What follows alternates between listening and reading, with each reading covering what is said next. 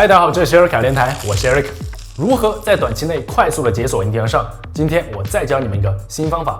如果说我之前讲的5步练习法是规规矩矩的学院派，那么这次更像是不按常规出牌的自由派。因为这次的方法我们将反其道而行之，会优先发展动作的数量，然后再去规范动作本身，这样对于一些更加看重引体数量的朋友会更加合适。你这逻辑不对啊！动作都没解锁，何谈增加数量？先别急，这套方法的核心在于我们先学会如何借力引体向上，然后以此作为跳板，再来解锁标准引体向上。因为相比起直接解锁一个标准的引体，借力引体显然更容易掌握。因为标准的引体需要提前构建较强的背部和手臂力量，而对于借力引体来说，力量的门槛就没那么高了，因为它可以利用身体的协调性来弥补一部分力量的欠缺。换句话说，技巧更重要。通常来讲，如果你能很好的把握时机点，你甚至都不用2个礼拜就能很快从0进阶到10几个借力引体。在此之后，我们再去完善动作，慢慢过渡到标准的纯力量引体向上。那我们废话不多说，接下来直接进入正题。第一个步骤，吊杠。这一步跟之前的方法都一样，因为不论你通过什么方式上杠，握力都是硬性要求。如果你是汗手的话，我建议在训练之前可以抹上一些眉粉来进行防滑。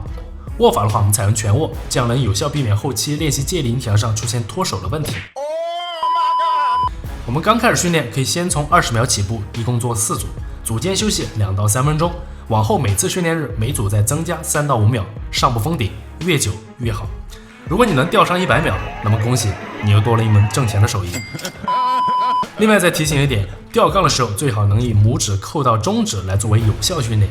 如果只是用4根手指勉强的挂住，虽然延长了杠上时间，但是对于后期练习动态动作意义不大。第二步，摆荡。如果你在杠上的有效时长能达到30秒左右了，就可以开始练习摆荡动作。当然，如果你愿意，也可以在练习第一步吊杠的时候就加入摆荡，这样可以进一步缩短整个训练周期。练习摆荡是你后面能否顺利完成借力引体向上的关键所在。摆荡的驱动力主要来自于腹部和后腰的交替发力，但如果你实在找不到感觉的话，可以先回到地面，后侧的腰部和臀部肌肉收缩带动髋部往前，前侧的腹部和屈髋肌群收缩带动髋部往后，前后肌肉相互交替。找到感觉之后，我们再回到杠上进行练习。摆荡我们每次练习4组，每组的训练时间以你当前能吊杠的时长为准。第3步，摆荡借力。当你能很好的掌握了摆荡的节奏之后，就可以逐渐加入借力动作了。这一步的关键在于时机的把握。仔细看，细节在这里。当我每次髋部往回收，向后摆荡至接近末端的时候，这里就是时机点。双臂顺势一拉，你会发现这样借着水平摆荡力，你就能很轻松把身体给拉起来了。接着我们在回落的阶段，背部肌肉不要完全放松，也就是这个位置要始终保持一点张力来拉住你的胳膊。此外，因为这个动作会涉及到顺时发力，所以双手所承受的负荷肯定是要比静止吊杠时要大。那么你可以在刚开始练习这一步的时候，适当的缩短在杠上的时间，每练习5到10次就下来休息一会儿，后面再逐渐增加每组的次数。这个动作我们练习4到6组。另外，如果你的基础力量较弱的话，可以在练习这一步的同时安排一些傲式引体，以提升借力后半程的上升高度。第4步，借力引体。如果你已经可以很娴熟的找到借力时机并拉起身体的话，就可以进一步将手臂往后拉，把横杆拉向锁骨的位置，让下巴超过横杆。从侧面看，借力引体的时候，手臂更像是个斜向后拉，更接近于划船的动作，这一点区别于标准引体向下拉的角度。所以我们上一步练习的傲式引体就派上用场了。我们在刚开始练习借力引体的时候，可以每间隔2到3次摆荡，借力引体1次。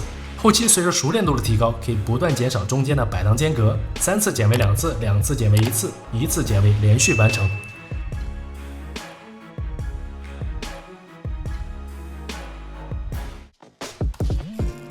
真引体向上，在掌握了借力引体之后，学习标准的引体向上并不会太困难，因为这个时候你已经具备了一定的上肢力量，需要做的无非就是不断降低借力的程度。